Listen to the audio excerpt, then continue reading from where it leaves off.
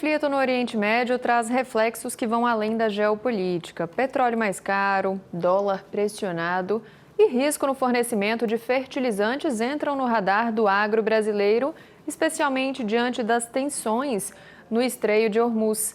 E justamente sobre esse assunto, a gente conversa agora com o ex-secretário de Comércio Exterior e sócio-diretor da BMJ Consultoria, o Welber Barral, que já está aqui com a gente. Welber, bom dia, bem-vindo. Bom dia, Carolina. Prazer falar com você. Welber, me corrija se eu estiver falando errado o seu nome, por favor, viu? Não, tá corretíssimo. Combinado, então. Welber, as tensões, no Estreito de Hormuz podem, de fato, comprometer aí o fluxo global de petróleo, né? O que o Brasil corre risco aí real de... A gente pode falar que corre esse risco de desabastecimento ou impacto aí mais relacionado a preço?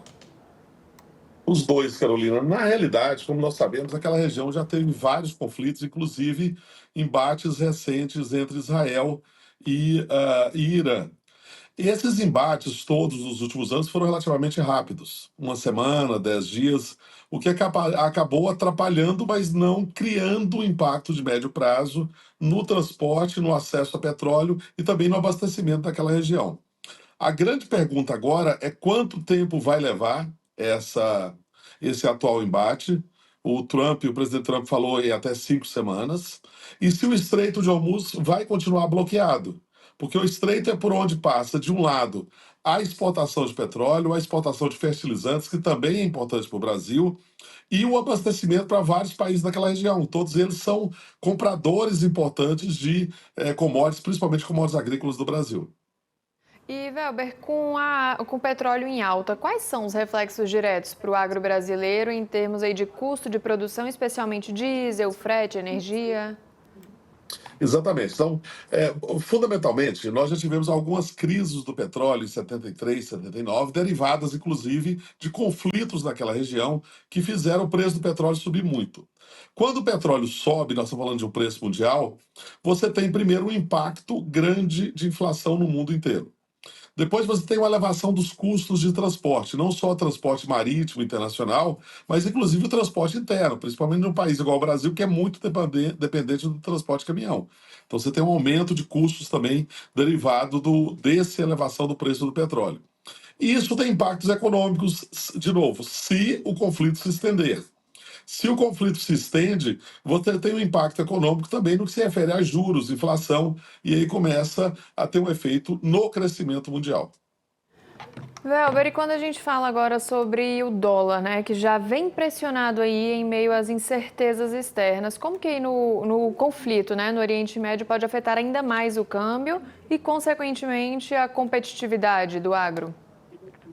Bom, então, há um fenômeno interessante. Toda vez que você tem uma crise interna, aconteceu há 3 anos atrás, quando o canal de Suez foi fechado, por exemplo, em geral você tem uma corrida para o dólar. Isso faz com que o dólar tenha uma sobrevalorização em detrimento de moedas, principalmente países emergentes. Agora nós estamos vendo um outro fenômeno.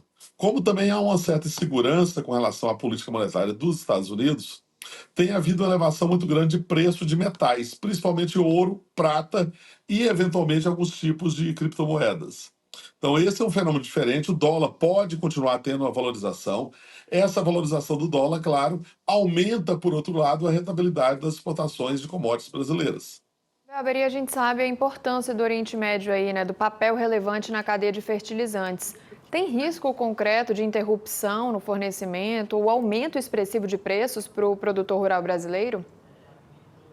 A grande questão desde a guerra da Ucrânia, já houve uma elevação de preço de fertilizantes.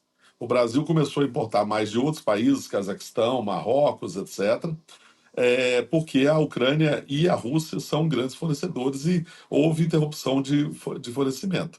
Se além dessa questão da Ucrânia aumentar também a dificuldade de acesso a outros mercados, pode haver uma elevação de preço. De novo, tudo vai depender da extensão do conflito. Diante desse cenário de instabilidade, que estratégias o Brasil, tanto o governo quanto o setor privado, pode adotar para reduzir vulnerabilidades e transformar risco em oportunidade no comércio exterior? Bom, a primeira oportunidade que o Brasil tem se aproveitado, desde que começou, inclusive, a questão tarifária dos Estados Unidos, é diversificar as exportações. Então, a velha máxima de não colocar todos os ovos na mesma cesta ainda continua vigente para o comércio internacional. O Brasil precisa aumentar seu comércio com a África, por exemplo, que caiu muito nos últimos anos. A África também pode ser fornecedora de alguns tipos de fertilizantes que o Brasil precisa, também de petróleo que o Brasil precisa para refinar.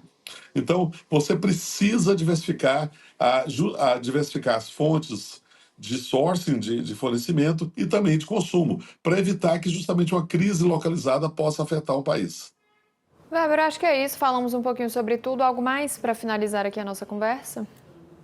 Eu queria enfatizar esse ponto, né, que há uma previsão, quer dizer, pelo menos a previsão norte-americana é de que esse conflito levaria algumas semanas relacionado a uma eventual mudança no Irã. Eu não sei se dá para apostar nisso, se a análise americana, a estratégia americana está correta. É isso que vai definir qual pode ser o impacto mundial.